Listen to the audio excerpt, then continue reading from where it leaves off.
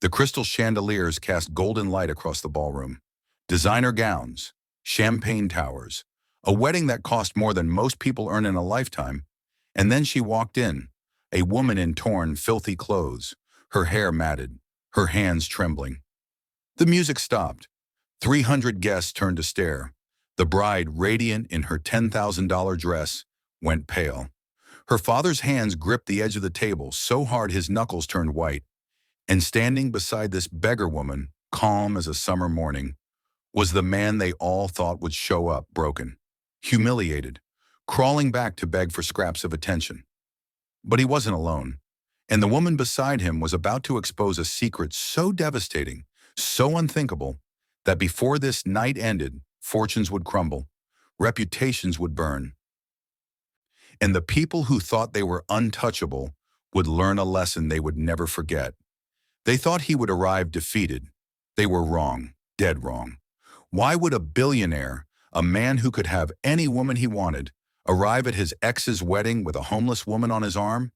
What did the bride do to him years ago that made him plan this moment with such precision? And who is this beggar woman who made the bride's father look like he'd seen a ghost? What secret connects her to one of the most powerful families in the state? By the end of this night, 3 lives will be changed forever. One will lose everything. One will regain what was stolen. And one will finally understand that revenge isn't about destruction. It's about truth. And sometimes the truth is more powerful than any weapon money can buy. 10 years earlier, David Martinez was nobody special. He worked 2 jobs, lived in a studio apartment where the heat barely worked in winter, and spent his nights studying business textbooks he bought secondhand. He had a dream, though. He wanted to build something, to matter, to prove that where you start doesn't determine where you finish. Then he met Adriana Westbrook at a charity event where he was working as a waiter. She was everything he wasn't. Old money, private schools, a last name that opened doors before she even knocked. But when their eyes met across that crowded room, something shifted. She saw past the uniform. He saw past the diamond necklace. They started talking, then dating. Her friends warned her. His friends said he was punching above his weight. But for 2 years, they didn't care. They built something real, or so he thought. Adriana would sneak out to his tiny apartment, and they'd eat takeout on his worn couch, laughing about the future they'd build together. She promised him she didn't care about money, that love was enough, that her father would come around eventually. David believed her. He worked harder, saved more, started his first business with money he borrowed from everyone who'd lend it to him. He wanted to be worthy of her, to prove to her father, Richard Westbrook, that he wasn't just some poor kid chasing a rich girl. He was someone with vision, with drive. But Richard Westbrook didn't see vision. He saw a threat to his daughter's inheritance, to the family name, to everything he'd built. So he made Adriana a deal. Leave David, marry someone appropriate, and she'd never want for anything. Stay with him, and he'd cut her off completely. She chose the money. David found out the way most people find out their life is ending, through a text message, cold, brief, final. Before we dive deeper, let us know in the comments where you're watching from. We'd love to hear from you. And if you're new here, click on the subscribe button so you never miss any of our upcoming videos. The text came on a Tuesday morning. David was in his office, a converted garage he'd been renting for $300 a month, working on a pitch that could change everything. His phone buzzed. He smiled, thinking it was Adriana sending him a good morning message like she always did. But the words on the screen made his blood run cold. "I can't do this anymore. My father is right. You'll never be able to give me the life I deserve. I'm sorry. Please don't contact me again." He called 17 times. She didn't answer. He drove to her house. The security guards wouldn't let him through the gate. 3 days later, he saw the announcement on social media. Adriana Westbrook was engaged to Marcus Hamilton, son of a senator, heir to a pharmaceutical fortune. The photos showed them at some exclusive resort, her hand extended to show off a ring that probably cost more than David's entire business. The comments were brutal. People he didn't even know were celebrating, saying she'd finally come to her senses, that she'd almost ruined her life with some nobody. David's business partners started pulling out. Apparently, word had spread that Richard Westbrook didn't approve of him, and in their circles, that was a death sentence. Within a month, David lost his contracts, his investors, and nearly his mind. He'd see Adriana at events around town, always on Marcus's arm, always laughing a little too loud, as if she was trying to convince herself she'd made the right choice. He'd try to catch her eye, but she'd look right through him, like he was invisible, like those 2 years had never happened.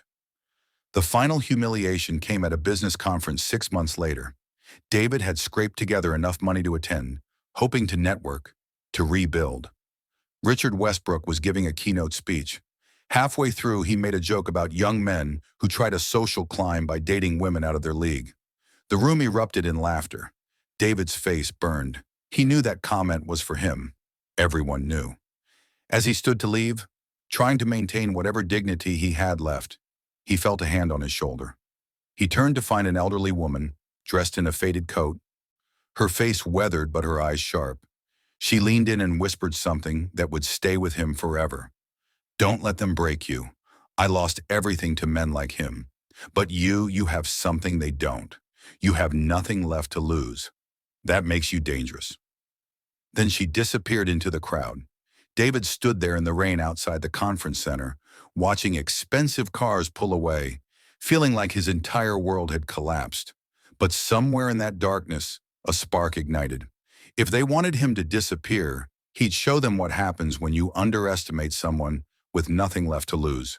The next 5 years were a blur of 18-hour days, failed pitches, and small victories that slowly built into something bigger.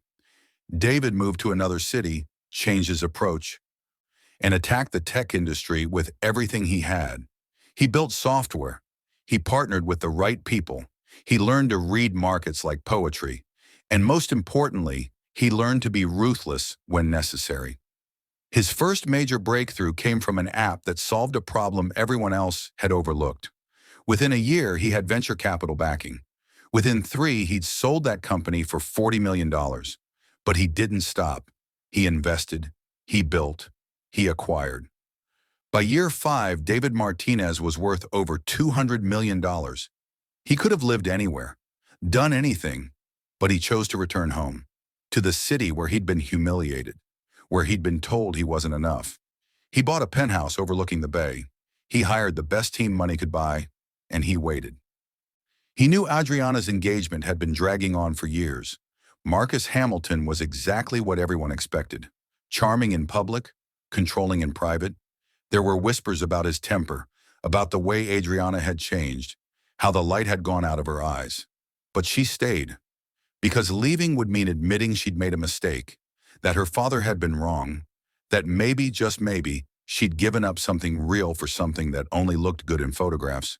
David heard through mutual connections that the wedding was finally happening, a massive affair at the Westbrook estate, 500 guests, politicians, celebrities, business moguls.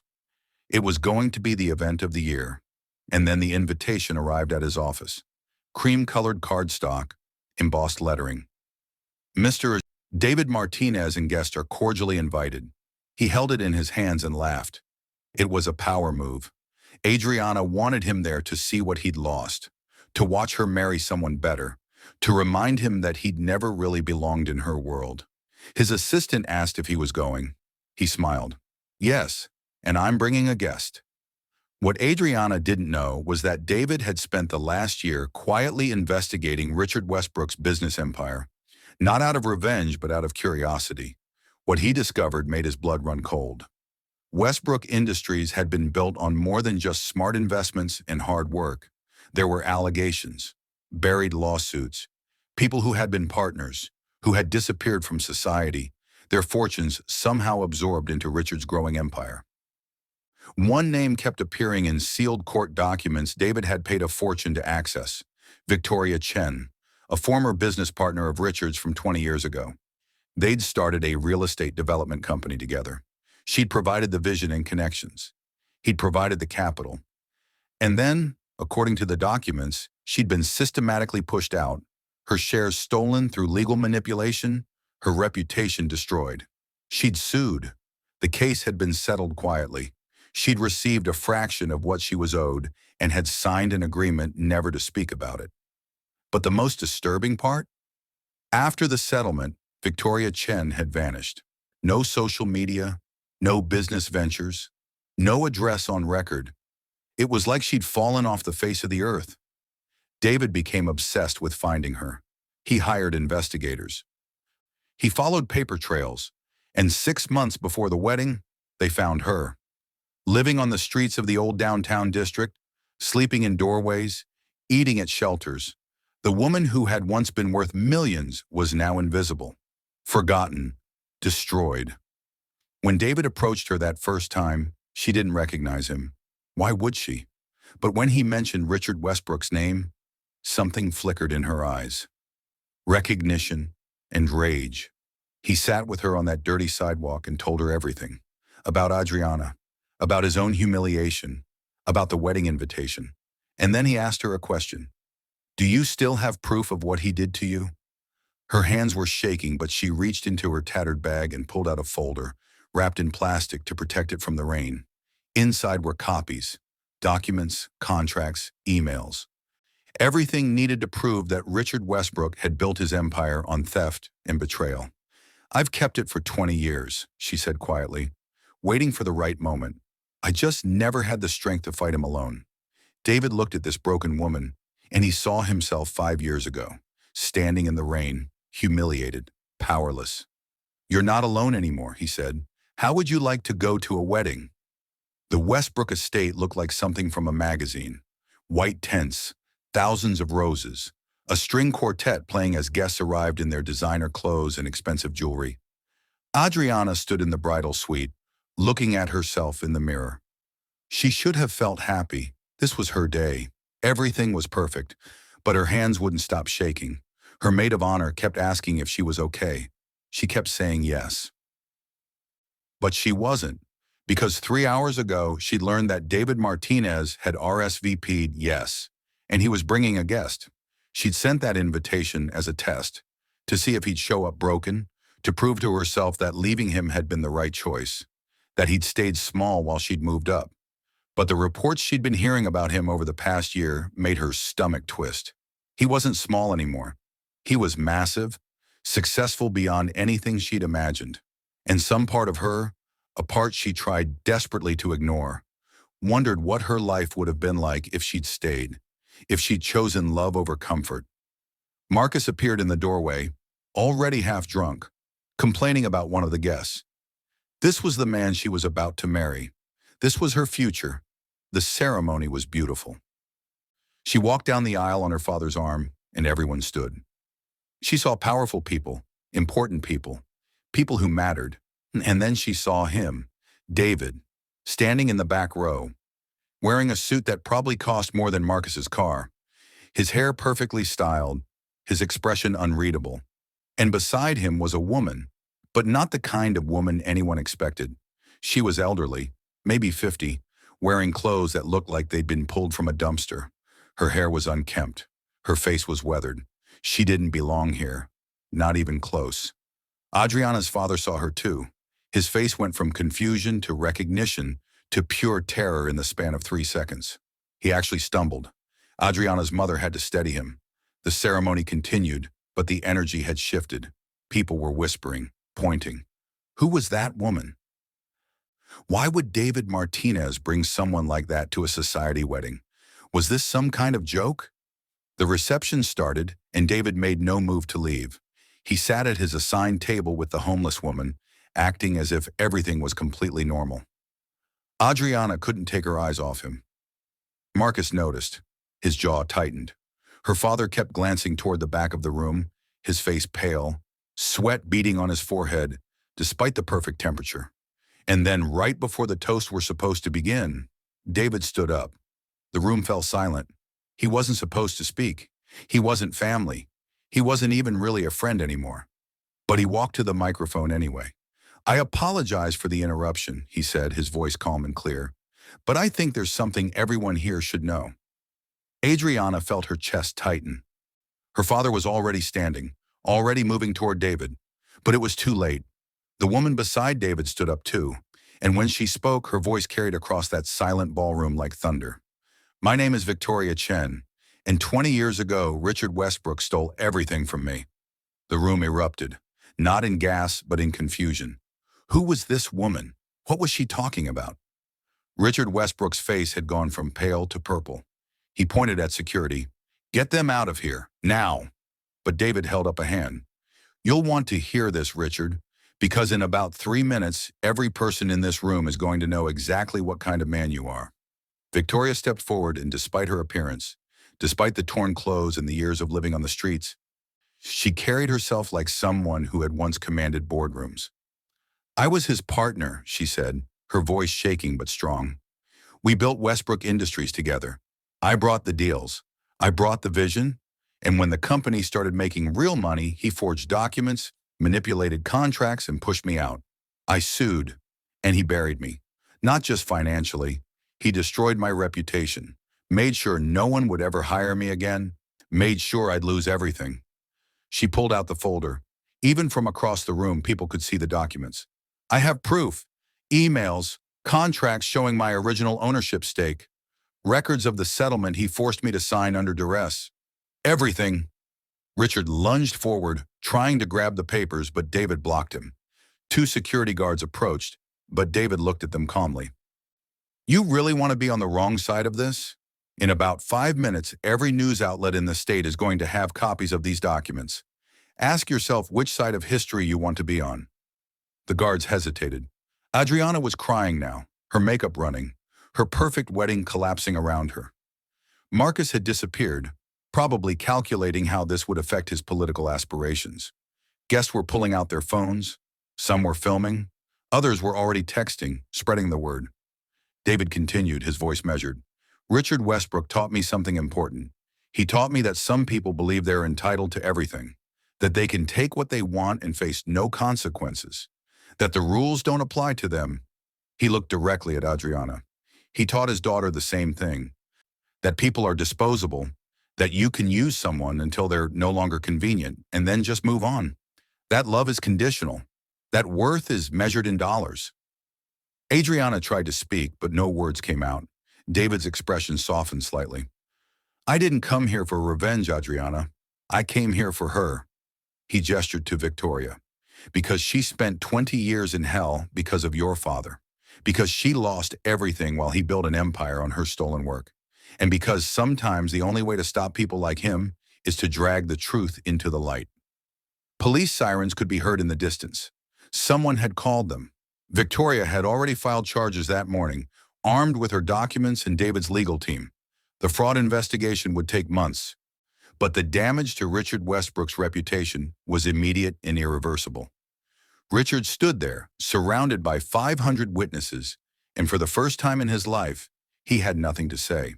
No amount of money or influence could make this disappear. The truth was out, and it was destroying everything. Adriana finally found her voice. David, I didn't know. I swear I didn't know. He looked at her, and there was no anger in his eyes, just sadness. Maybe you didn't, but you knew what he was capable of. You watched him destroy me. You watched him treat people like they were beneath him. And you chose to be just like him. He turned to leave, Victoria beside him. As they walked toward the exit, Adriana called out one more time. I'm sorry for everything. I made a mistake. David paused at the door. We all make mistakes, Adriana.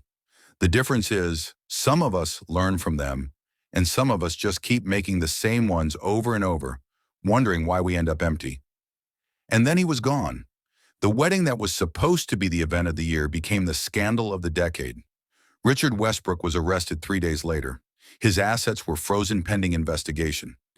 Adriana's marriage to Marcus lasted exactly 6 weeks before he filed for annulment, citing fraud and misrepresentation.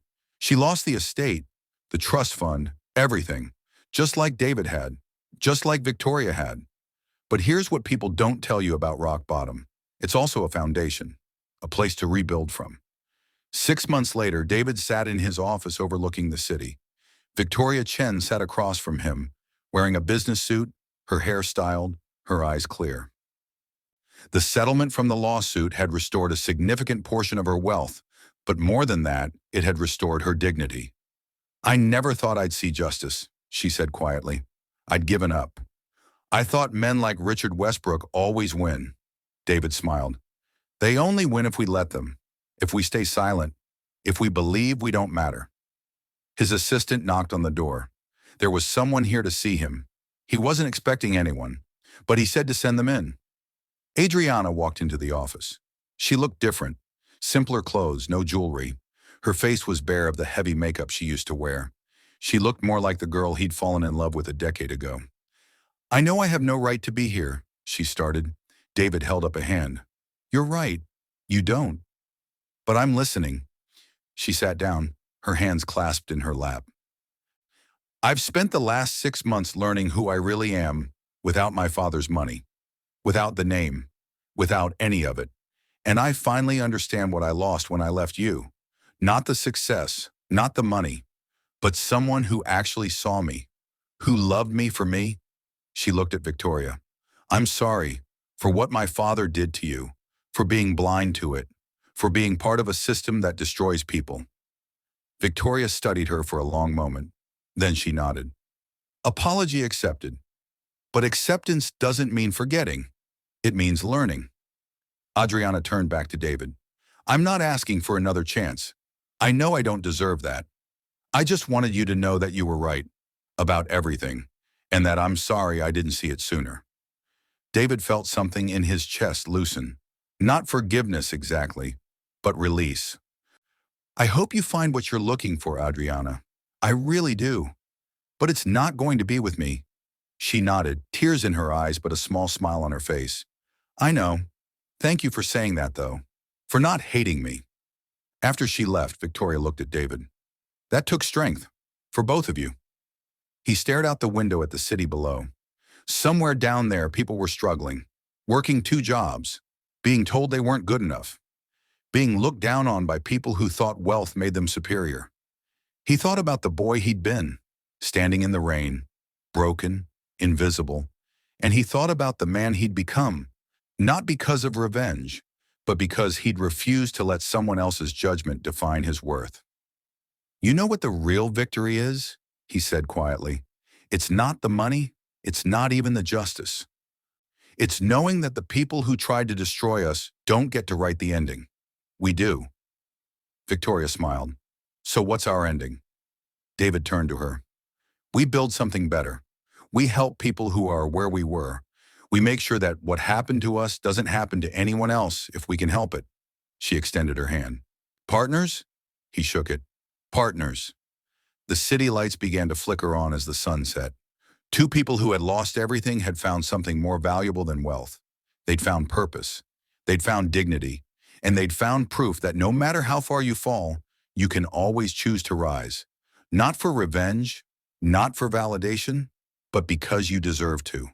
Because your worth isn't determined by the people who couldn't see it. Because sometimes the greatest victory is simply refusing to stay down. If you were David, could you have forgiven? If you were Adriana, would you have had the courage to face what you'd done? And if you were Victoria, after 20 years of suffering, would you have still believed in justice? Life has a way of teaching us lessons we never wanted to learn. It shows us who people really are when the masks come off. And it reminds us that how we treat people on the way up matters, because we might meet them again on the way down. Never look down on someone because they have less than you. Never assume that where someone is today is where they'll be tomorrow. And never forget that dignity costs nothing, but it's worth everything. If this story moved you, if it made you think, drop a comment below. Tell us where you're watching from. Tell us what you would have done, and subscribe, because every week we bring you stories that reveal the truth about human nature, about resilience, about the choices that define us. This isn't just entertainment. This is life, raw, real, and unfiltered. And you're part of this community. Thank you for watching. Thank you for being here. And remember, your worth is not determined by anyone else's opinion. Not now, not ever.